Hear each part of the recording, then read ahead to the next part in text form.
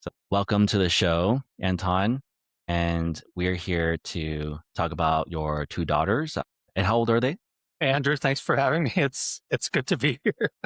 Yes. Um, so Alana is 8 going on 9, and Mm, Taylor, she's 4 going on 5.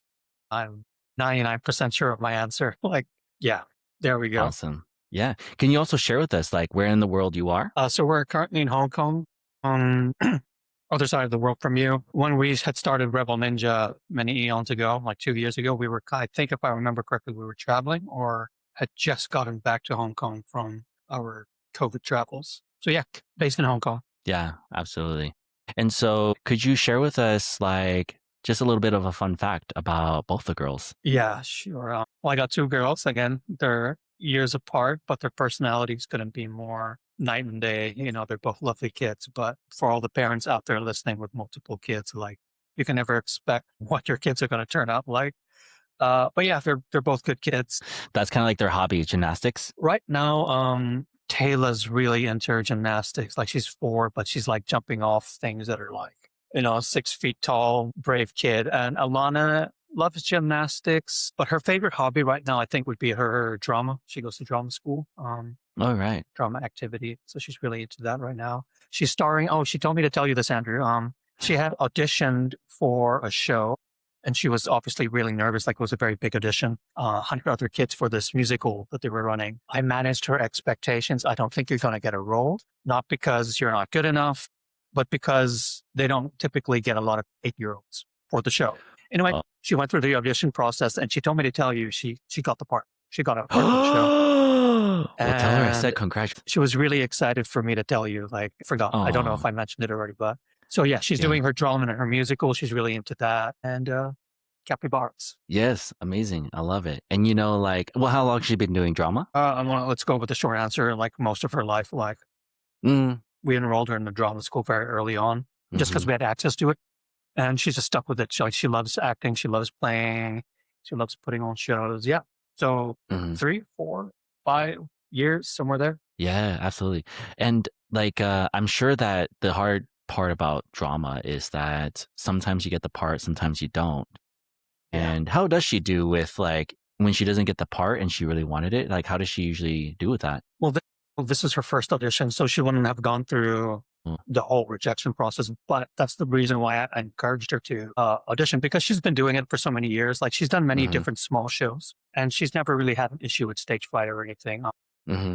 But this, I think, was going to be a good learning experience for her because you'd have to put yourself out there That's true. and realize that there is a chance that you're going to get rejected. Right. But I knew that we've equipped her so well with the whole Rebel Ninja tool set that I knew she would be able to handle it regardless of the outcome. Yeah, yeah. Well, awesome. Well, congrats to her on getting the part. What is the part? So the show is Oliver Jr., the musical, and she's one of the orphan kids, which they're calling the glorious ones. The glorious ones. I haven't heard this play before. Is it a popular one, like Oliver, a big one? it's based off. I don't know if you remember from our time when we were younger. There was a movie called Oliver. It's a You know, famous song. for all the people who are listening, you're probably going like, "Oh yeah, I know that one." Just so you know, you can name almost any movie. I'll be like, "I have never heard of it before. I've never watched it before." It's Okay, just like it's a pretty famous. It's a pretty famous oh, title. There I'm you go. telling you, I go to trivia with my friends every Thursday night, and I Yeah, am the worst player on the I'm team. garbage. I thought, yeah, I never get the Like answers. all the most random, and then when it's like the theme is movies, I'm like, you guys, I don't know why you asked me. I don't know. And so I just bring food, and I feel like this is how I add value to the team. There you go. Just bring some snacks. But yeah, no, I haven't heard of it. Was called Oliver. Oliver, yeah. So Oliver Jr. is the kids version of the Broadway show or the musical show. Mm, So okay. it's good. Like Well, again, she's been practicing the whole Rebel Ninja thing. She didn't know much people from the show, like with the other right. cast members. And they're all older kids. So she goes in the first day and she's like, "Oh, Dad, I don't know if I'm going to have any friends." I'm like, "Nah, you're good." Like I wasn't worried about her going in. And then sure enough, she made her way through the rehearsals and things. She's been good. Yeah. Okay. So it went fine. Yeah, it went good. Like it's Nice. going well. The show opens in 2 weeks, like March, in about 2 weeks it opens. I'm looking at my calendar. Yeah. It's been an interesting Oh, process because we're putting her in a new space where she's not with people she knows. She's not in the familiar environments. Rehearsals happen in another venue that she's not familiar with. So it's been a good experience for her to practice everything that we've been working on. okay. I love it. Okay.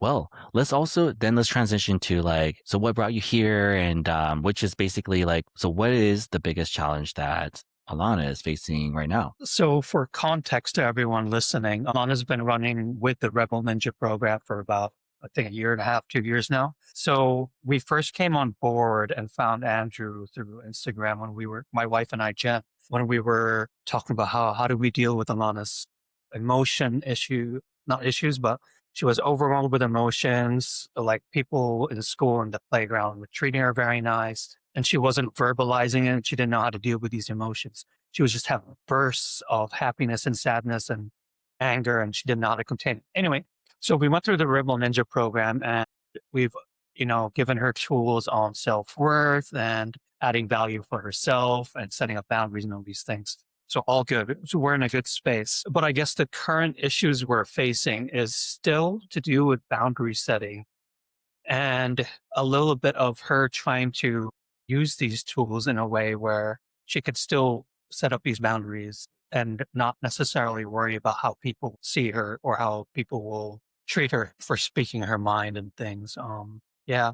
Plus growing pains, she's going through different phases in life right now. 7 and 8-year-old is totally different from an 9-year-old. I know it's only a year difference, but we've noticed her growing so much in the last 12 months, and so we're just trying to navigate life with going into preteens, you know. Yes. Yeah. Which is right around the corner, which Yeah, when does it's she turn insane. 10? Oh, she's turning 9 this year in November, but like her Oh. personality shifted from such an innocent young kid Mm. to she's not even a toddler. What do you call like an 8-year-old? Like they're not toddlers. Anyway, she's not a small kid anymore. She's 8 going on 13 might as well be. Like she's got Yeah. all of this wonder and awe and sass and individuality kind of popping out. And me and Jen are just trying to navigate through it the best we can. Yeah, she's growing up, right? She's becoming mature. She's So fast.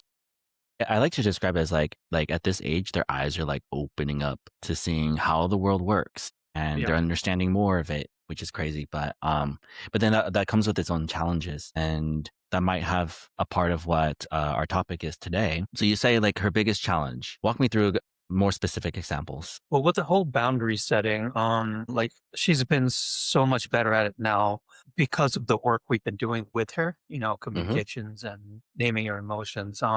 But there are instances like in the playground and in school, I guess in her everyday life where she's faced with people, not anyone specific, but faced with scenarios where kids would be doing something that she doesn't like, be Mm, it taking a pencil, be it, uh, pushing her a different way, not wanting to play with her or getting too much in her face. There's different scenarios where she doesn't want these kids to do a specific thing like, hey, don't touch my stuff. That's mine. No, I'm going to take it anyways. But I told you I don't like it when you do that. And she's trying her best to use these tools and verbalizing what she wants and what she doesn't want. But then it comes to a point where she just gives up. So an instance that happened recently is with one of her besties. They were getting up in each other's faces at school and Alana's like, hey, I don't like it when you speak to me that way. I don't like it. Like, what are you doing? But then she ended up just kind of just letting it go. Like, you know what? Fine, whatever. It's fine. So when we asked her about this, she's like, hey, Dad, this happened. I cried and, I got so upset, but I said this. And yeah, that's what I did. I resolved it and it's all good. But you can kind of, me and Jen, when we were hearing this story, we were getting so amped up, like people can't treat you that way. But you could tell mm-hmm. from Alana's kind of body language that, maybe she really is fine and maybe we're overthinking it, but we could just tell from the way she was kind of telling the story that she wasn't so happy with the outcome, and I don't know if that pressure is coming from us, like her pressure is coming externally from me and Jen, like, oh, I should have done it better. Oh, I should be more of a rebel ninja. Or if Mm, there's some kind of shame or guilt that she feels that maybe she should have handled it better or maybe mm, she doesn't want to make me upset by not dealing with it better. I don't know. But so mm, with the whole boundary setting thing, like I know she's trying her best to set them and stand by them, but You know, I think at the end of the day, she still finds struggles with what if I upset this person, or if this person doesn't like me. You know, it's better now, but I still see hints of that still happening. Yeah. So she still does like she uses her training. She sets up her boundaries. She tries to do it, and then her friend, what is she was like taking her pencil or I can't, I don't know the details of the story, but something belonged to Alana, and the other hmm girl was calling her out. That's not yours. You can't use it. Whatever, whatever, whatever. Or hey, don't touch right, that. Don't touch that crayon. That's not right, yours, Alana. You can't use it. Oh, but it's the class crayon. I want to use it. Like there are instances where her boundaries are not being respected, and hmm Alana tries her best to kind of say, "Hey, don't talk to me that way." But at the end, she folds because she doesn't want to deal with the confrontation or the right. aftermath. Okay, got it. So it's kind of like there's a round one of setting up the boundaries, but then it's kind of like that didn't stop her, and then it's kind of like, and then she kind of gives in to it after that. Is kind of like what has Yeah, happened. it's too much trouble. Like whatever. Okay, Like yeah, it's got it. too much trouble to deal for me to deal with this. You're not listening anyways. I'm just gonna let it go hmm and not let it bug me. But obviously, it does bug Right. you. And then she comes home, she gives you a little bit of what happened. And she as she explains it, she also says like, but it's no big deal or what? Yeah, yeah. Like oh, I did this. No biggie. It's all good. I'm okay. No. But judging from the way she's telling the story and like her body language, like I said, like, are you really okay, or you just don't want to bring this up? You don't want to take it any further because you don't want to deal with the stress, or you don't want to upset mom and dad. You don't want to upset your Yeah. family. Are you? So the question is she really okay, or hmm is she having trouble verbalizing, or is she scared to verbalize how she's really feeling? Yeah. So for the parents who are listening, I just want you guys to know like it's actually a lot of kids as they get older, they end up saying a little bit, they start giving less and less detail about what really happens at school. And it's not like they're trying to be dodgy or anything like that in a bad way. It's just that what I found is that a lot of kids, because they've noticed that it hurts mom and dad's feelings, or not feelings, it worries them. It worries them that something didn't go right at school. And so they'll try to relieve the parents of burden by leaving out some details, like, hey, but in it, or say like, but it's fine. Right. So I actually do hear these stories a lot of like, this happened at school. This person said this, or they took this from me, but we're friends. So it's okay.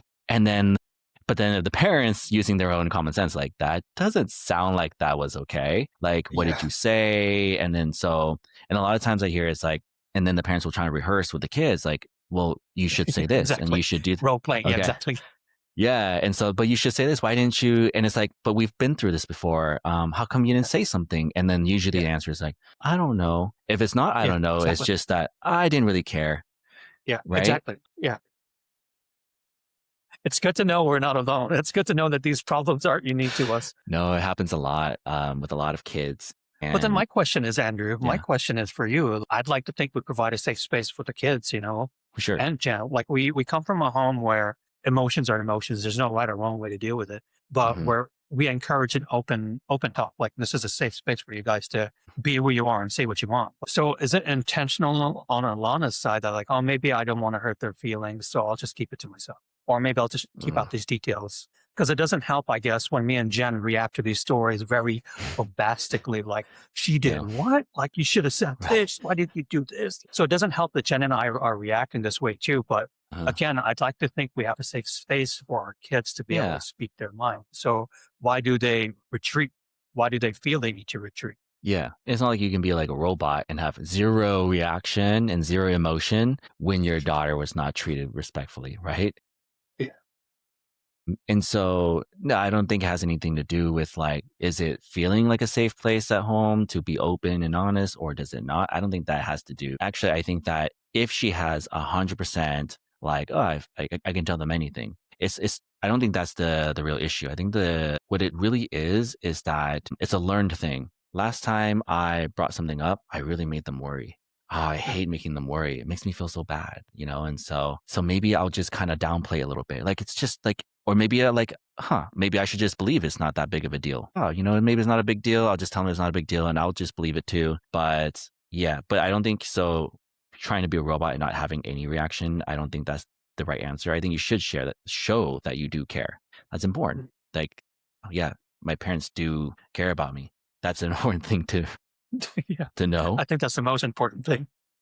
Yeah. So I don't think that has to do with it. It's just, I think in this case, if we could solve it, I think we can look at when the boundaries. And so here's also another thing for parents who are listening. Most kids don't really know the difference between love and respect. And they kind of, and I've actually never met a kid who was able to, who could explain it. Even if I said even if we defined love and respect separately, they still had a hard time knowing so then what's the difference between the two?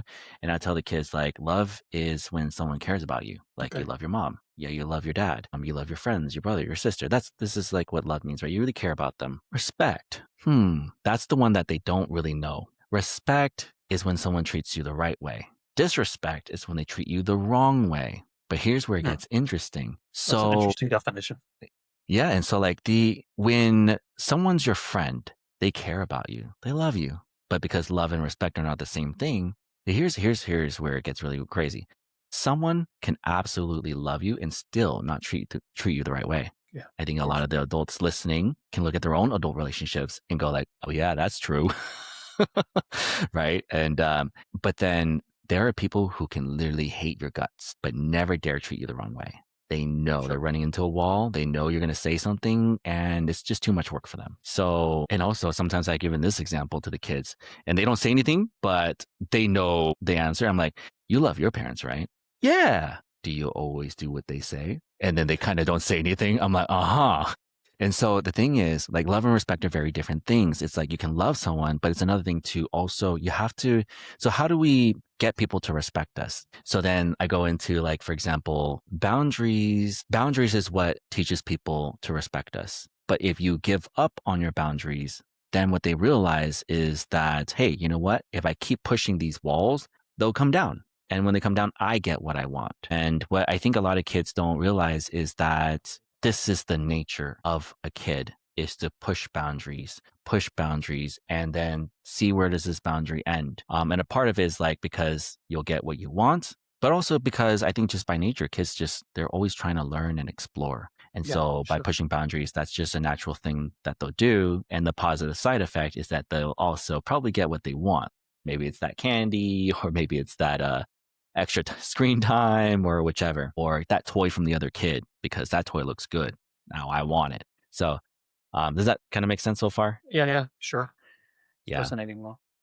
Uh, But then what do you do? Like, how do you then, that's the age old question. How do you then teach your kid to not command that respect, but how do you let, how do I sit with myself knowing that I can't control my kid and how other people are treating her? How do we mm, better equip Alana yeah. to, not command that respect, but to make sure that people are respecting the boundaries? Because Yeah. that's all external. Like, we can't control that. Well, you're right because like you can control how you raise your own child, but you can't control how other people have raised their child, Yeah. right? And I think that's a big challenge for a lot of parents is like, yeah. So the question is, so then how do we get her to set up those boundaries? Before we can go into that, we have to understand like, what stops her from setting up those boundaries to begin with.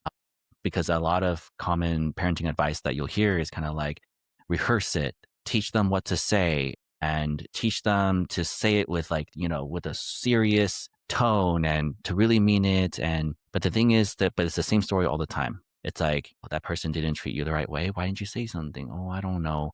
And it's like, so it's not that they don't know what to say.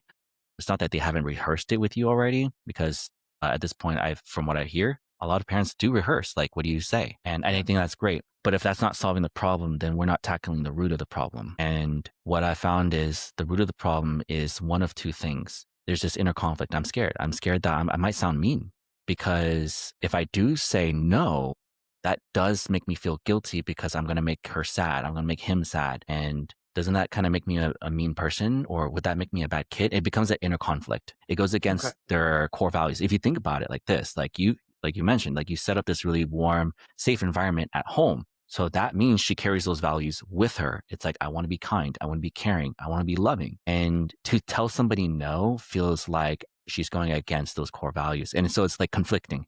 It's like, okay, you're making me uncomfortable and I want to do the right thing, but the right thing makes me feel uncomfortable. It's like two uncomfortable things. Sure. So what usually happens there is just like, it's so confusing that they freeze. But then it's kind of a window when you're supposed to set up these boundaries. And when that window passes, it's like you lost the opportunity. They overstepped already. And so your boundaries just kind of lost power. They already got their hands on the thing, or they already moved on. Right.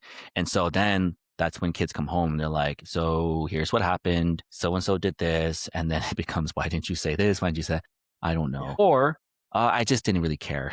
Right. So that's this, just so you know, this happens with a lot of kids. And what's great, what I'm hearing is that she did set up those boundaries. She used her training, right? What did she say? She said like, hey, I don't like that. Or like, what did she say? I don't like it. Well, there's two things. Either she says, I don't like that, don't do it, or I Mm-hmm. don't like how you make me feel. So it's either one of those two things. Like, I don't like how you're treating me.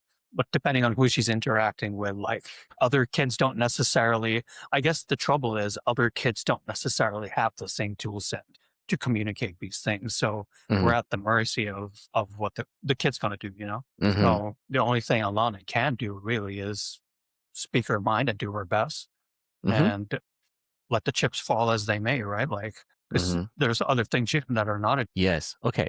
Now I'm just getting a little bit curious. When she sets up her boundaries, like she's got this one like really good friend that she's been friends for a while, right? And it sounds like when she sets up her boundaries, she voices herself, it doesn't get respected. But quick question, when let's just say another friend or just another kid at the class, maybe they're not really close friends, but how does she do with setting up boundaries with other kids that aren't really like close friends? Do they end up going, do they respect your boundaries, or do they push further like this friend? I want to say, I believe for the most part, like when she does say these things, people do listen. But this brings me to a recent story that came up last week. We were at the beach and me, Jen, and the two girls were just having ice cream, just chilling, right? And then one of the neighborhood kids comes running by us in the background. And then proceeds to tell me a story of, hey, Dad, do you see that girl? I'm like, yeah, what's up? She's not very nice. I'm like, oh, that's not nice to say, Alana. No, Dad, like she's very mean to me. And I'm like, oh, okay. So now I'm interested. Like now you got my attention. Like, what do you mean she's not nice to you? Oh, she says bad things and she does mean things. I'm like, are you okay? She's like, yeah, I'm fine. Like, it doesn't bother me at all. Like, yeah, my self-worth is not attached to her. Like, I just let it go. Like, she's not important. And then she was giving me, like on a scale of 1 to 10. Oh, that so-and-so bully, if he's a 5, that girl's definitely a 20. I'm like, oh, okay. Well, again, it doesn't bother you. No, I don't let her bother me. Not at all, actually. I'm like, oh, okay, that's interesting. So to answer your question, it sounds like when she's setting up boundaries with other people, for the most part, it seems to be working. But I think in particular with this, one of her besties, it's because there's some history there. And me and Jen don't know what it is. Maybe it's just fate or personalities. They seem so drawn to each other. Like it's a push and pull, they gravitate towards each other. And I think it's just one of those circumstances in life where you just can't really explain why they go through this back and forth, this push and pull, when they both obviously know it doesn't make them feel good all the time. Yeah. Well, let's talk about that. Basically, I think we should define the level of relationships and how they make sense with setting up boundaries. So boundaries is a learned thing. So let's start with hard and cold relationships. So let's say if you have a friend in the class, but you're not really, really close friends, you don't see them that often, or like you don't talk to them often, you talk to your bestie. It's easier to set up boundaries with these people, and then they end up going, oh, okay, well, I guess I can't just get whatever I want from you, right? I can't just walk all over you. It's low Then stakes. you have, low stakes. But also when there's no prior history, it's kind of like the only thing I know about this Alana girl is that I tried to just get what I want. It didn't. She just stood her ground. I'll go. Now I know she's not an easy one. I won't touch this girl again. But then if someone has history with her and has been like, I've pushed her boundaries before and she just gives in. This is actually like out of all the other people, like I get what I want from this person. This is how it goes. And then let's just say Alana tries to, in this warm or hot relationship where they're close, they've known each other for a long time. And it becomes like, well, I have learned that I can push these boundaries and I'll get what I want. So Alana then tries one round of setting up her boundaries. Hey, I don't like what you're doing. Hey, that makes me uncomfortable, or whatever she says. And then the friend goes, I bet I can go further. I bet there's only just one wall. There's only one layer of defense. there isn't a second one. Do you know what I mean? Does that kind of make sense? Yeah. But then how do you control it? You can't, right? So what does Alana then do in this next step where she knows with this particular set of people who don't respect the boundaries? How do you then direct your child or navigate your child? Okay, well, if that's not working, then what Jen and I would say is just ignore them. Don't play with them. Like, it's not worth your time. Like, if they're not treating you well and they're not respecting or listening to you, then go play Mm, with Andrew. Andrew's a good kid. Why don't you just go play with Andrew? He'll listen to you. You have a good time. won't But work. it doesn't work that way. Like No, yeah. it's not necessarily working. She's made strides in, making new friends and kind of building relationship with new classmates, but still there's a core few kids that they just always go back to. And I'm just like, well, if you don't listen to mom and dad, there's only so much we can do to help you. You got to decide for yourself if you want to put yourself through that. So we're giving her the autonomy to make those decisions because she's old enough now. I guess she's Mm, old enough to realize what's right for her and what's wrong for her. And instead of forcing her to do it one way, well, you're big enough to kind of make your own decisions. So you choose how you want to react and we'll support you. It's kind of the approach we're taking right now. I haven't really seen this work.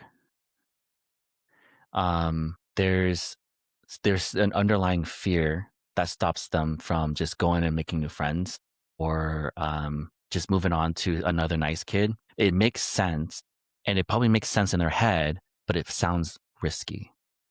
I'll give you an example. There's conditional and unconditional relationships. So, for example, what she probably can't say, but I can say for her, at home, she receives unconditional love. It doesn't matter how many times she has a tantrum, big feelings, she blows up like a volcano, but in the end, they still tuck me to sleep. They give me a kiss on my forehead. They read me my bedtime story. They love me. So the love is it's unconditional. It'll never go away. She just has evidence of that. She also has evidence that the love outside of this house it's not just conditional, it's highly conditional. And so the thing is, if I just make one mistake, I'll lose my friend. Especially if I have a 2 or 3 year relationship with this friend, I don't want to lose that. If I lose that, what do I have? Then I lose that one, like the person I always fall back to. Like, this is my comfort zone. I know that I can always reach out to this person. Yeah, okay, she doesn't always treat me the way I want to, but better than having nothing at all, right? So in the end, it's a bit of like avoidance of risk. I can't risk losing my friend. I can't risk losing this relationship that feels safe to me. Although she makes me uncomfortable, the safety is that at least I won't be lonely. And when kids feel like, hey, I'm not just alone's fine. Alone's like freedom, do whatever you want, but lonely is like, because a lot of kids, they don't know the difference between alone and feeling lonely. They just assume like, if I'm ever seen by myself, it's really like shameful because people will realize that no one wants to be with me. No one wants to hang out with me. Nobody likes me. And so for the parents who are listening, that has nothing to do with how you treat them at home. They need to know two things. Am I loved at home and outside of home? They already know they're loved at home. But outside of home, there's so much evidence that it's highly conditional. You can, it's not even if you make a mistake, you can just be yourself and then you get rejected. Someone will tease you just for your skin color, the way you look, your hair, what interests you have, so it's that's making sense so far, Yep. conditional versus unconditional. So it's kind of hard to I think in her mind, she understands that the right thing is to play with someone who is treating her the right way, but she has a hard time taking action towards doing that. And that's because that fear, I don't think it's a matter of a part of it might be, I would say surface level fear is I might sound mean. I might make her mad and I don't want to be a bad person. But the deeper fear is I don't want to lose my friend. Right. And this saying that some kids will say is that I'd rather have a bad friend than no friends at all. Right. It's a real So fear. the real root problem here is scarcity. If I do the right thing, something bad will happen. I won't have enough. If I leave this long-term relationship for a short-term relationship that I don't even know if they're going to like me for a long time, like this person has, is that really worth it? Right. So I think that's kind of like, I really don't know if she can explain it like that, but based on what you're sharing with me, I just feel like this is kind of like a little bit of the fear she's experiencing. So do we just So, let her navigate these things? I guess that's the oh yeah, what's like the solution then? what's Yeah, the what do we? solution? Because I think the confidence is there, the boundary setting is Mm, there, but then what's the hmm solution? Like, do you just let her Do you let your kid go through this even though you can kind of see it's bad for them? Like mentally, you don't want them to be living a life where it's, you know, love and then hate and love then hate. Like mentally, Yeah. surely that's taxing. So where do we Hmm. stand as parents? Do we just talk to her, gentle parent, kind of give her all these reminders, or do you just let your kids out into the world and let them experience it? Yeah. Really good question. Okay. So we'll cover something. We'll talk about multiple boundaries in a moment. I'll throw in one more thing. I think what Alana did really good is that she did initially voice herself. And that's kind of like a gut reaction she has now is she will voice herself. It's just that with one person, that's a little bit more challenging. And that's what we just covered. And for the parents who are listening, like that first round of setting up boundaries and assertiveness, some parents are still trying to get their kids to just do that, right? But the next step is like, but what if someone's really, really pushy? And that only really happens with someone who's either like a very like a serious bully or a best friend. These are like the kind of kids that really push boundaries. So anyways, why do kids have a hard time setting up these boundaries? I'll give you an ice cream example. And let's just say it's nighttime, you had dinner, and now it's kind of like, can I have some ice cream? Okay, great. So you just had like some dessert. And it's like, can I have another scoop of ice cream? And then the parent says, you can't because it's getting close to your bedtime and you're going to get really hyper. But I really want another scoop of ice cream. No means no. Remember, when I say no, we have to. It just means no. And then it becomes, but I really want it. Like, I said no because you're going to get really hyper and then you're not going to be able to sleep and you're going to be all grouchy when you wake up and it's going to ruin the rest of your day. We've talked about this before and it's happened, right? Yeah. And it's like, but I want it now. And it's like big feelings, emotions, like meltdown, spiraling. And so then what does the parent do? It's like, okay, look, nothing's working. Look, just one more scoop and that's it. Okay. Tend to give in. Okay. Yeah. And so then what happens is what kids learn is like, okay, if I keep pushing and I keep pushing and I keep pushing, I'll eventually get what I want. And if I really melt down, I'll for sure get it. It becomes a learned thing. And then what happens is that let's just like flip the example. Let's just say the parent goes like, absolutely not. And then the meltdown happens, right? And then the parent continues to stand firm no matter how hard it could be either feeling really frustrating or it can feel like it's tugging all your heartstrings, right? But then Yep. you still stand firm and you go like, look, and you try your best to explain like, no, it doesn't mean no forever. It just means no for now. And I promise you tomorrow, you'll be getting your ice cream. We're going to go to bed and you do all this. And then let's just say you never gave in. Okay. What just happened is that the kid went through this roller coaster. You hate me. You're not giving me what I want. You don't love me. I hate you. And it becomes like this whole thing. And then we get to bed and you tuck them in. You read the bedtime story, give them a kiss on the forehead. So what they learn is that, you know what? I didn't get what I wanted and I got really, really mad and I had a super bad time. But I think they still love me because they told me that they love me. They kissed me goodnight. They read me a story and we laughed. Yeah. So maybe they love me. And so what they're really learning is that love and respect are very different things. Did I mention this earlier or not yet? I forget if we've mentioned this in this round when the Can record you button was pressed or before, but yeah. So basically, without really putting into language, what they experience is that love and respect are very different things. Like if someone says no, it doesn't mean they don't love me. If my parents say no, that doesn't mean they hate me Mm. because I have proof that they still love me, right? And so, yeah, I feel the sting, but I'm still loved, right? Now what happens is now it's okay. Now it's their life in their own personal life. They go to school and then some kid takes their thing without asking. And then it becomes like, hey, I don't like it when you take my things without asking, right? And then maybe that other kid starts getting really upset. Yeah, it And, starts with the, but the then, emotions are coming up.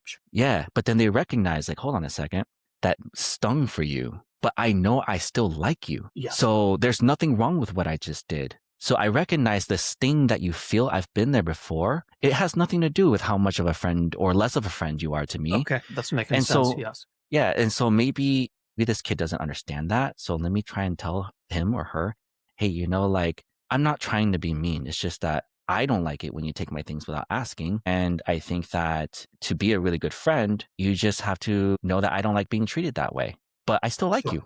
And then they go, oh, and then now that kid experienced boundaries and love, respect and love, two very different things. But this is a very common thing that a lot of kids don't understand. And for those who are listening, I think it's kind of good to kind of just walk your kids through it. And this is the easiest way to explain it to kids. Yeah, love and respect are not the same things. And so I would start off with, let's first define these two words. Love means that you care. You care about somebody. You love mom, you love dad, you love your brother, your sister, you love your friends. You care about them, right? What is respect? Respect is when someone treats you the right way. Disrespect is when they treat you the wrong way. And it's always good to go over some examples of like both. Like, okay, so love, can someone say nice things to you? Yeah. Can someone give you a hug? Yeah. That's really nice and caring. Very good. So what about being treated the wrong way? What does that look like? Can someone punch you? No. Can they say mean things to you? No, that's not very nice. Can they take your things without asking? No, that's not the right way to be treated, right? If they don't treat you the right way, that's disrespect. And so it's really good to just like really get clear on those definitions, no gray areas. Yes. And this is the part that always gets the kids to go, what? When I explain like, okay, sometimes people can really care about you. They love you, but they don't respect you. Love and respect are not the same things. And so like, yeah, they really care about you, but they won't treat you the right way. And there are people who literally hate your guts, but they'll never treat you the wrong way because they know that you won't accept it. They know you'll say something and they don't want to put up with that. That's too hard for them. And so, and I give them another example where it's kind of like, do you love your mom? Yeah. Do you love your dad? Yeah. Do you always listen to them? And they kind of like look around because like I'm asking that right in front of their parents. And so the parents like start laughing and they're like, and so then I explained, you see, it's kind of like, so you love your parents, but respecting them means you have to treat them the right way. When they say no, it means no. When they say stop, it means stop. Turn that off means turn it off. So, and then, so anyways, that's really important as well, is because that tackles the whole core value part of like, but I feel like I'm going to be mean. I feel like I'm going to be a bad kid if I say no. But when they realize, well, actually, if I say no, it doesn't mean I don't like them. I'm saying no because I want them to treat me the right way, because that is the right thing to do.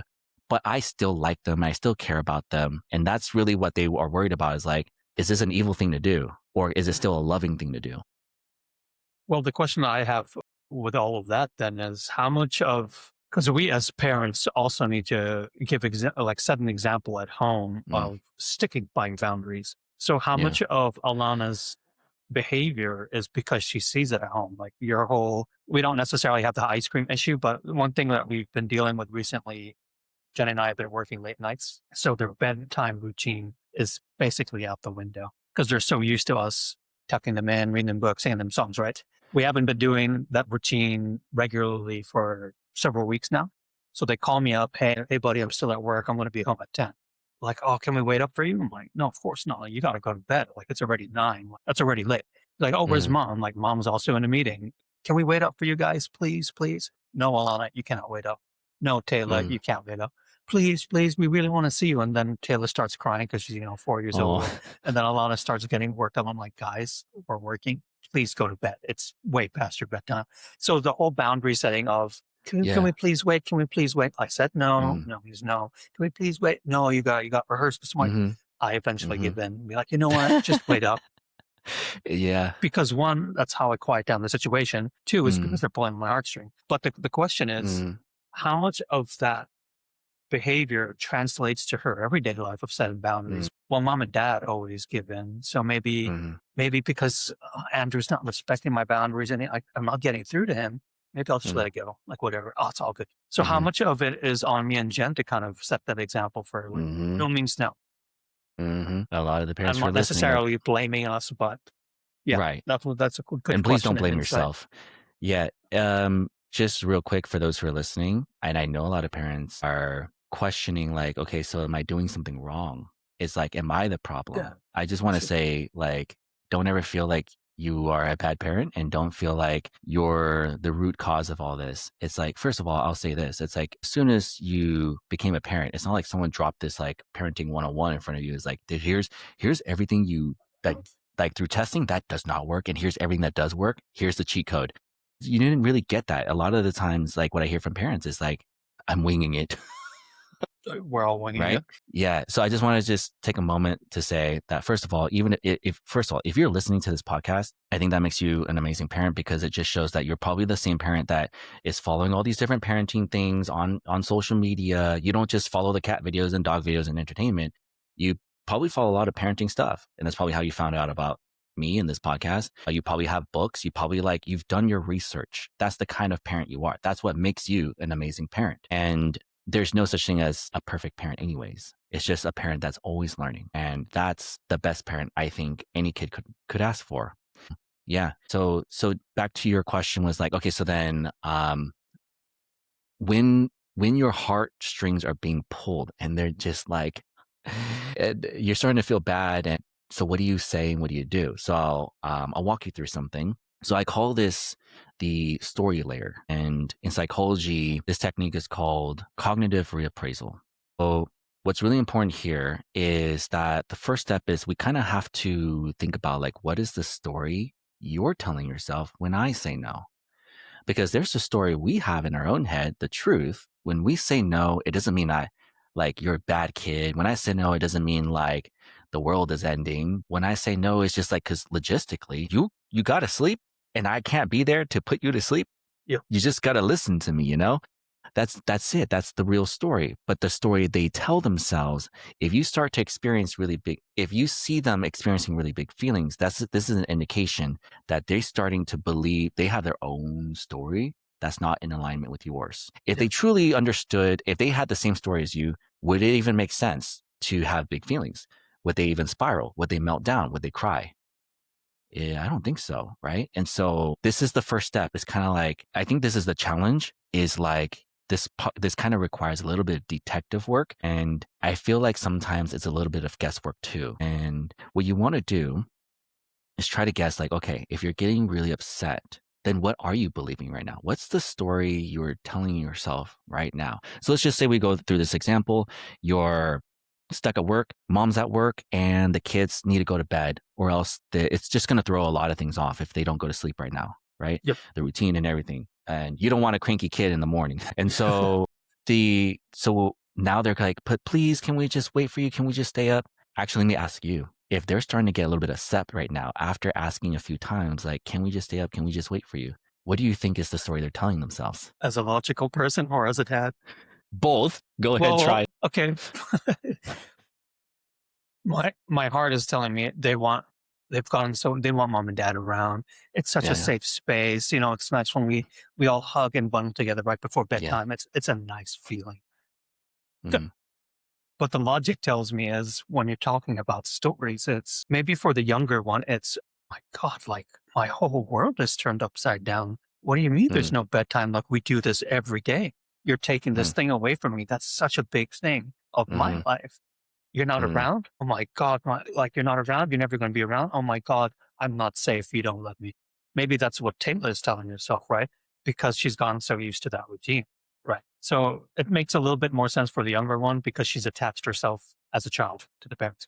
But for Alana, let's see, what could be the story there? Maybe it's a whole comfort and safety thing. I'm going to have to assume like she's able to put herself to sleep. Like, she's old enough to just lie down and close the lights, read a book, whatever, you're good. But I think my inkling brings me to a whole safety and routine thing. Like I like it when mom and dad are here. I have a story I want to tell them about my day. Like I have so much that I want to tell them and share, but they're not around. Man, they're not around. Who am I going to tell? Well, now I'm alone, maybe. I think these are both accurate. And so this is where, so here's the thing. I don't truly know, and neither will you until you do the next step. And then you can adjust the story along the way. But I can share my perspective too, which is that a part of it is like, wait, you're not putting me to sleep and you're telling me to go and do it myself and you're not going to be here. Do you not love me? Do you, it's like, it doesn't sound logical, but no, it doesn't. I'm telling you honestly too, even sometimes with adults, when you have a significant other and you don't mean it this way, this is not your intention, but then what you hear is, so you don't love me. So it even happens with adults. Right. And for kids, it's a little bit harder for them, especially when you're younger, like 4 or 5. The part of your brain, the reasoning part of your brain is still under development. It's still developing, right? And it's not until your mid-20s is when the neocortex, this part that's responsible for language, reasoning, logic, that part is so Anton, there sometimes your kids won't make sense until their mid-20s. Maybe hopefully sooner because girls tend to mature faster than You're boys. telling But me I got here's to deal with this for another 15 years? That's insane.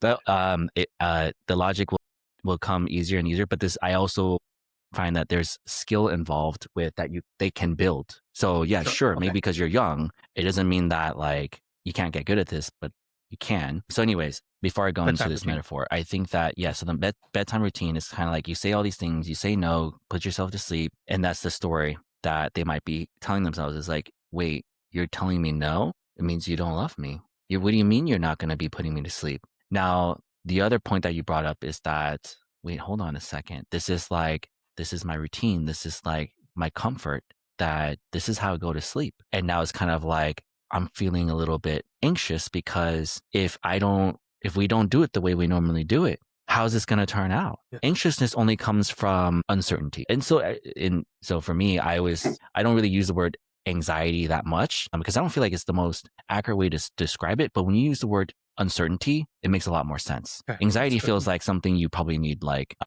medicine or therapy for. But uncertainty is like, this is natural. When you don't know something that's going to happen, you're unsure of what's going to happen. You're feeling some anxiousness because you just like, and also it's like, how do you at that point use metacognition to where, and this is the hard part for kids, is to be able to tune into those thoughts and challenge them. Even with adults, it's not really a natural thing sometimes. It's like, okay, first of all, what if Alana could go, hold on a second, I'm feeling really upset. I'm upset because I think that I'm just a little bit worried that I don't know how it's going to go if I try and put myself to sleep. It sounds really uncomfortable.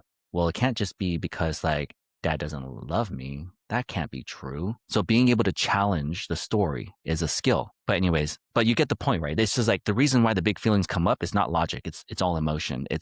They're So what you're saying is essentially to find out the story of why they're feeling these ways. It's not necessarily setting the boundaries, me and Jen setting those boundaries. It's understanding the underlying cause of what's really going on here. Like, this is not going to be the last time we're not going to be around to put you to bed.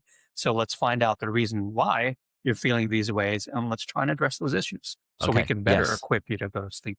Right. So step one is kind of like the detective work of like, I noticed that you're feeling these big feelings, which means your story is different from mine. I think your story is going to be, I think their stories is this. Now we can move on to explaining it to them. And then we want to do something called cognitive reappraisal, which is basically, in short, reframing. It's like, okay, this is your story, which is false. Here's the true story. That's like the short version of it. But isn't that essentially negating their point of view? It can negate their point of view, and it can dismiss, and it can make it feel like you don't care, you're not paying attention to me. I guess my words don't matter, right? So that's something we definitely want to avoid.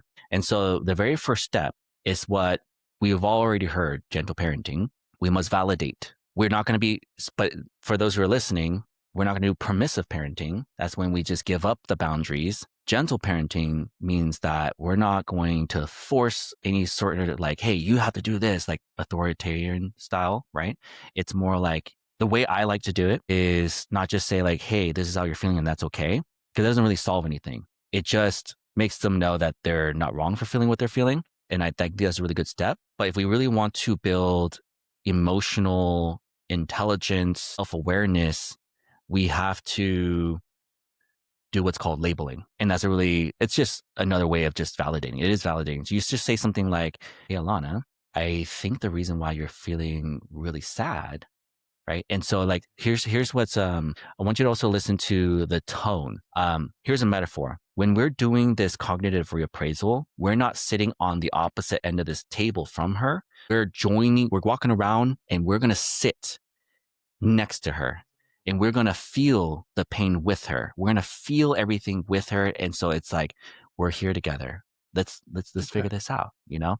And that's going to be, I think when you visualize that, it's like, it's hard to not have the right tone, you know? And I think that this is probably the easiest part for parents is to have that loving, nurturing tonality that they really need to hear. And so that Okay. tonality is important. And then the labeling is really important. So like, I'll give you an example, and you're probably like FaceTiming them or you're video calling them or something like this, right? So you kind of go like, hey, Alana, you know, when I said that you have to put yourself to sleep, I think it sounded like I really didn't want to help you go to sleep.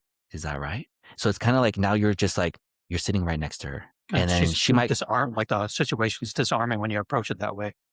When yeah. you And speak, then it sounds very like, oh yeah, okay, go yeah, on. and that's kind of what she, and at this point her response might just be like a little bit of a nod, and it's kind of like so far it's sounding accurate. She might not say anything, she might say, yeah. And then you can go a little bit further. You're like, and it probably felt like I was like I didn't want to, like it probably felt like I was mad at you. Like I And want to then be she there might, for you. yeah, yeah. And you might hear, yeah, I felt that way. Or it might be like entirely. But the thing is, it's like the fact that you did the validation with this tonality already kind of what we're trying to do here is help her nervous system calm down. But the way that this works is that we need to kind of like, here's another metaphor. So think of it like this. Both of the girls, they walk into a house, and in this hallway, you've got only two rooms. And on the left side, you have this room that's labeled making sense. This is the room where you make sense. The other I room on like the that. other side, on the right side, you see the sign and it says emotions. Leave So that door closed. so what happens, or what has happened, you're like, hey, unfortunately I can't put you guys to sleep. Mom can't do it either. You guys are gonna have to do it yourself. And then in this hallway, they start to go, what does that mean? Let me put the dots together. Let me use my imagination. Dad doesn't love us. Door opens, emotions room, and it's Close it. like start walking in. It's like, Dad doesn't love me. Why wouldn't he love me? Like, why does he say no to me? And then I'm saying, maybe I just got to beg, please, please, please come home. No, I can't. He really doesn't love me. And then you see what I'm saying? And so here's in this metaphor, you cannot be in two rooms at the same place or at the same Sure. time. This is an actual space. The further you walk down, the further you get away from making sense. So what we have to do sometimes is the further we go into this emotions room, the longer it takes to just like you gently grab their hand. Imagine you're just gently guiding them out of this room to the hallway and reset. That's it. We're not trying to go into Logic's room right now. Can we just get out of this Okay. room and just reset? And so the more that they melt down, I feel like the more you kind of have to do a little bit of this story layer. Interesting. Okay. And so you might have to try a couple of times of like, hey, I think the reason why you feel really upset right now is because when I said no, it felt like I didn't want to put you to sleep anymore. Is that right? And like no answer, right? Well, when I'm saying no, it probably hurt your feelings, huh? And it might just turn. Now you might getting a little bit more agreement. What happens is by using language to label why they're feeling the way they're feeling, it helps them. You're now guiding them out of this room little by little. Nothing's making sense yet. But they're not in the room we want them to be in. At least they can But our reset. first goal is just this. Let me just make sure that I got your story straight. And as you get her story straight, that's how we get her to reset. Does that make sense? I love that. The visually, like it works in my head, and now I have some takeaways I want to try when this Yeah. need arises again. Like it's so good that you explained it that way. Now, now here's the thing, especially for those who are listening, is this gonna go perfectly in just one shot? I don't think so, and don't expect it to, because sometimes you might have to give like 3 different explanations. Hey, you're probably feeling this way because this, and I think you're really upset because of that, or you're really sad because when I said this, you probably You felt felt this way. Yeah, or you thought this is what I meant, right? And I always like to add a little bit of like, is that right? Because now you're getting a little bit of like a head nod. And if you want to, maybe you can even use a little bit of mirroring, and if you nod your head with them, they'll go, yeah, okay. That's that's good. how I'm feeling. Right. And so all we really need to do is just that. Beautiful. That's it. That's the principle of that I first love step. that. Yeah. Cool. And then, but if it feels like you're guessing sometimes, then you're on the right track. After you do this a couple of times, just think of it like this. It becomes a skill, and it becomes a pattern recognition that you get because you've got the same daughter all the time. And you start to realize, you know what, every time like this happens, this is typically like the story they've been telling themselves. Because whenever I go through this with them, this is kind of like a repeat thing. Like, Yeah. okay. Like, and then it gets a little bit easier over time. We've Okay. tried it a So, few times. Like we've tried that approach already. It's hit and miss, it doesn't work every single time. And sometimes yeah. we just learn to let the situation go. But it's a handy tool to have. Like it works. It works sometimes, especially if it's Mm-hmm. the right place, the right time for it. Like we find it very useful in our toolkit. Mm-hmm. Yes. Good. There's a step two. Nice. We love step Yeah. 2. So step two, so cognitive reappraisal, it is just 2 steps. All right, what's your story? Now let's walk through the real story. Okay, but however, if you try to walk them through the real story without first going through their story, then your biggest fear just came true. They're gonna feel dismissed. It feels like my feelings don't matter. And it's kind of like, well, why would I open up to you next time They're not hearing you. yeah, because like, I guess what I feel is not real. I guess what I feel is not true. Like, I'm such a bad kid for even having feelings. And it becomes a bigger meltdown. It's like, and then it becomes, I hate myself for even getting mad. I hate myself for even making mom and dad's life harder. Like, I'm such a bad kid. And then that's when Baron starts to hear this negative self-talk, right? And so that's why it's really important. We don't just skip to step 2. We have to really make sure that the step 1, you'll feel it. You'll feel it when everything starts to calm down a bit. And this works faster than just like giving a kid 45 minutes to calm down.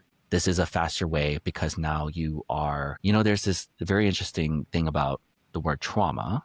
There's big T, little t trauma. And so when kids start spiraling, a lot of times it's more like these little T's that like they come up with these negative stories that really hurt their feelings. What's really interesting, I'm not an expert in trauma, but what research is showing is that if you help somebody process this negative experience, it does not become trauma. Trauma happens so trauma isn't something that happens outside of a kid. It's something that happens inside. So it's like, so what I'm saying is like, there's bad events and then there's bad experiences. Bad events are fine. Bad experiences are not. So what we want to do is that anytime a bad event happens, we want to make sure that we translate their story into the real story so that this bad event does not translate into a bad experience, but a positive one, a learning one. Does that make Okay. sense? Yes. Yeah. Okay. So I think that's just important to know because then when your heartstrings are being pulled, then your conscious is going to be questioning, like, am I being a bad parent right now by making them cry? And the crying is not bad. But if the crying turns into, I guess my dad doesn't love me, that becomes something we want to avoid. Sure. Right. Okay. So anyways, so you do first, okay, you told them the story. Now here's the next part. You go into like, okay, and then is that right? Yeah. And that's not really true. Like when I say no, I actually just mean like, I can't do it today. And dad really, really wants to tuck you in. Did you know that? Yeah. Dad really wants to tuck you in. But how is dad supposed to do that when he's super far away? Do you have any ideas how a dad can do it when dad's super far? Man, I don't have any ideas either. I mean, but just because I can't tuck you in, it doesn't mean I don't love you. It doesn't mean I don't want to. I really want to, right? Don't you want me to tuck you in? Yeah. And does daddy want to tuck you in? Yeah, absolutely. And do you think you can do me a favor? Okay, maybe. Do you know how to tuck yourself in? Or you can turn it into like a moment where she can feel proud. It can be just like, I'm just coming up with different ideas, Yeah. but you could also go like, hey, do you want to try and be brave? Because I always find this to be an opportunity to excel, an opportunity for her to learn. And it's like, hey, and we can play the whole big sister role. Like, hey, you understand? I think little sister is still a little bit sad and she feels okay now, but what if she gets sad later that I'm not there? Do you think you can help dad? Can you do me a favor? Okay. So I want you to almost like the way mom would do it or the way dad would do it. Can you help her go to sleep and then make sure she's okay? Yeah, yeah. So you're giving her this like higher purpose and this mission. Okay. And then once you make sure she's okay, do you know how to put yourself to sleep? Are you sure you know how? Okay. Well, then tell me, what's the first step? Oh, okay. Then what's Okay. the second step? So then it's kind of like, I mean, you can do it however you want. This is just an idea, Yeah. but Basically the involving her in the solution. yes, We're right. trying to get her involved. And honestly, I feel like this is the part you'll probably be like, oh, I got this part. It's just she's not making sense. How do I get them to just make sense? Yeah. Okay. So, but that's the bridge. That's how you bridge the gap is, okay, I think your story is this. Is that right? And you kind of sit right next to them in it. And what you're probably going to feel is your heartstrings tugging as you explain their story. And that's natural. I feel that way. Even when I was just role playing it right Yeah. here You're like, oh, and yeah. I do feel it like inside. I'm trying to like almost like hold myself together as Yes. I make sure that I really tell her story as accurately as possible. So I think that if you do feel your heartstrings pulling as you explain her story, I think that's probably an indication you're doing it right. And you're probably doing it with the right intent, also the right tonality. And she's probably not feeling dismissed, but connected. And what's really interesting sometimes it's like once kids feel that connection and they feel validated and they feel like it's just that validation part sometimes kids don't even need the solution. But I think that we should go the one step further and prevent this from happening more by walking them through a solution so they know what to do next time. Very interesting. You make it sound so Yeah. easy. I'm going to try this next time. Hopefully, I don't have to stay late I for the next few get days, a but I'm going to try. feeling I'm sure you'll have many opportunities to give it a try. It's good though. It's good to hear it in context coming from you. Like, okay, Mhm. now I have a checklist in my head. I can try this next time. Try this. Try this. Like, it's good. Yeah. So that is what I call like gentle parenting 2.0 because the first part is just make sure you validate and you don't dismiss them, but not to be confused with permissive parenting where it's kind of like, oh, you feel this way? That's okay. Like just stay up as long as you want. And that's okay too. That's That's not a permissive good. parenting. Yeah. Yeah, Okay. it's not good because then we run into that boundary problem and then she wouldn't understand boundaries. She wouldn't understand that this thing that I feel has nothing to do with love. It's just Interesting. respect, right? So, but if you do the gentle parenting, you validate, and then you go a step further, use cognitive reappraisal. This is what I call like the story layer, right? This Yeah. is your Okay. story. Here's the real story. Now, Okay. so that answers your, this is a long-winded way of answering your first question of like, so what do we say? Like, what are we doing something wrong? Like, how do we approach this? Then the other question is like, okay, when she's by herself on her own, what does she do? Because what she's doing great, like we mentioned before, is that she set up the boundary. Think of it like there's like the city, and then there's like a wall around the city, and then a second wall around the city, and then a third wall around the city. Okay. And her friend was like, I always get past these walls, all three of them. So then what Alana does is like, hey, I don't like what you're doing. First wall. And then her friends go like, routine. I know this one. Boom, knocks down the wall. And then Alana's like, I thought that was supposed to work. What do I do now? Right. And however, what Alana wants is like, so in this example, there's only one wall, but there can be three. So it's like in her head, maybe Alana imagines, okay, I might have to set up my boundary 3 times, 4 times, 5 times. I will put up as many walls as I need to make sure that she doesn't break through and get to the city to me. So first wall gets broken down. I'll set up another boundary. I'm not trying to sound mean, but I actually really don't like it when you take my things without asking. But I still like you as a friend. Like, why are you being so mean to me? Well, actually, why do you think I'm being mean to you? Like, well, because you don't let me you don't let me have this marker. It's like, why do you think I'm not letting you have this marker? It's like, because you don't like me anymore. That's not true. I do like you, but I want you to ask nicely, but yeah, you're still my friend. So it's kind of like Interesting. so she can just, by the way, like the technique I was just running through is just like, you can tell Alana that, after you set up your boundary and they come up with some kind of excuse or something like that, you can always just ask them, why do you think that's okay?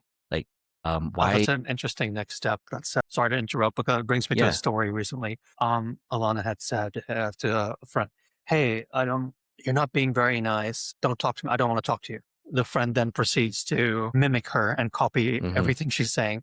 I'm not going to talk to you too. I don't like you too. And then Alana says, hey, respect my boundaries. I don't like it. Hey, respect my boundary. So because the kid, or I'm assuming the kid doesn't know how to deal with the situation. So she's just mocking Alana because that's how she wants to react. Maybe then Alana now needs to be, I can remind her about, hey, instead of, if that's not working, why don't you try ask what you're doing right now? Like you're asking, hey, why do you think that's okay? Hey, do you think it's funny that you're doing this? So maybe she turns to a different approach and becomes the investigator. Yeah, no, absolutely. It's good. So, I mean, I think there's always multiple ways we can approach this. And I think that it's kind of like, it's like, sometimes there's jujitsu. It's like the way that jujitsu works is that when you're a beginner, you just memorize when someone does this, when someone does A, I do B. When they do C, I do D. It's like memorizing what do I do in these different situations. They go for a double leg takedown, I sprawl. They take my mount, I'm gonna bridge. Like, for example. Now there's also advanced jujitsu.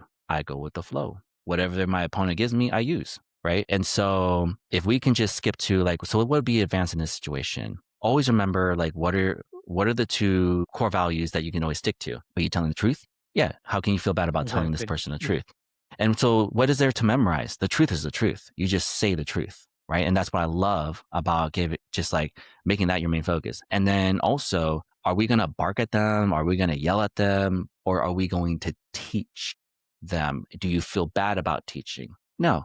So all you got to do is teach them the truth about like how they should treat you, right? So as long as you follow those two T's, you'll be okay. And so then there's no script. It's just like, just teach them what's the right way to treat you. I love that. And then, yeah. And of course, like there's always asking questions like, yeah, why do you think that was okay? Do you think that was respectful? And it's just like, the reason why this is more powerful is because I'm not telling you what to do. I'm asking you to reflect on your bad behavior without me telling you you have bad behavior. Because when as a friend, and I have to tell you that you have bad behavior, you're not going to like that. Your ego is going to be like, so you think I'm a bad friend? You don't want to talk to me. You think, yeah. Okay, yeah. But if she phrases it as a question, like, do you think you're being a good friend right now?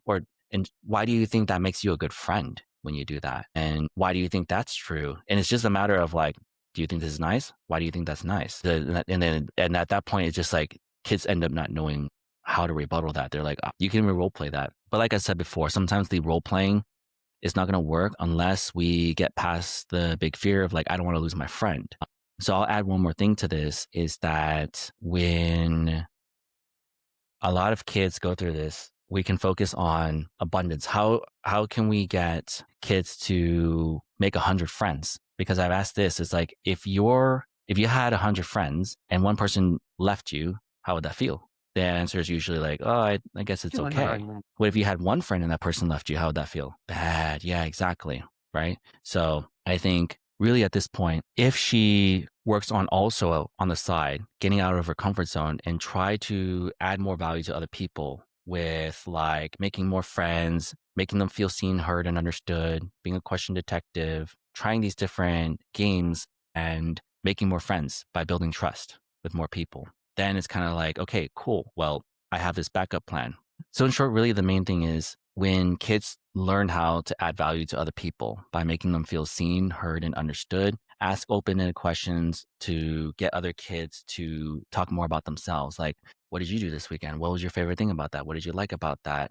And then it's kind of like other kids won't really know why they like being around Alana. And it's just because they just feel like, oh yeah, Alana's so nice. I like being around her. No, it's also because she's making them feel seen, heard, and understood. And she might be one of the first people to actually sit there, genuinely be curious, and just let the kid just like share their whole story about what they're into. And so the whole point of that is that when you get enough evidence as a kid that, hey, I just made like a couple of friends here, made a couple of friends there, a couple of friends here, it becomes this safety net. So the metaphor is this: when you watch a circus act and you see someone on a tightrope, like hundreds of feet up into the air, and that's dangerous. And you're like, is this even real? Like, is there a string attached? Like, how are they doing this on a unicycle? But the thing is, why they can develop the skill without, here's how it works. They have a net. When they practice, The only reason why they feel safe enough to practice these skills is because of that safety net. If that net wasn't there, they would not dare try and build the skill. So the same thing is with when it comes to setting up your boundaries, you can be a lot more confident about setting them up and being assertive about them when you have a safety net, that you have another close friend, 2 close friends, you have 5 close friends, you have 20. You went to a birthday party and you made 5 friends the other day. So if you have this backup plan of all these different friends, it's not as scary that you might lose a friend, but you might Yeah. not even lose the friend. Instead, the friend will just respect you more, and Right. they'll be like, Because wow, you're treating yourself better and yeah, you're putting in the reps and the time and the work to yes. make sure And that so your own self-confidence is there. and the truth is, it's not like that other friend wants to lose a friend too. They want Yeah. Alana. She wants Alana to be her friend. But the thing is, like, I can understand all this intellectually, but it's still scary because what if she does walk away forever? Because that is still a possibility. That's why we need the safety net, and then being assertive will be a lot easier. But anyways, you have any questions on that? I love Cool. talking to you. I could go on for hours. Yeah, but we do have to put a cork in it. So if you had just one little piece of encouragement for all the parents who are listening, is there anything you'd like to share? Yeah. So I was trying to think about that as we were talking and kind of like how do I want to add value or what can I say to inspire people? But I think I think just to keep it simple is, just keep on trying your best to show up the best way you can for your kids. Because all you can really do, it's simple, just be there for them. Have an open mind, have an open heart, have patience and just kind of sit through it together and know that your best is your best and that's all you can do. Absolutely. Thanks for sharing that.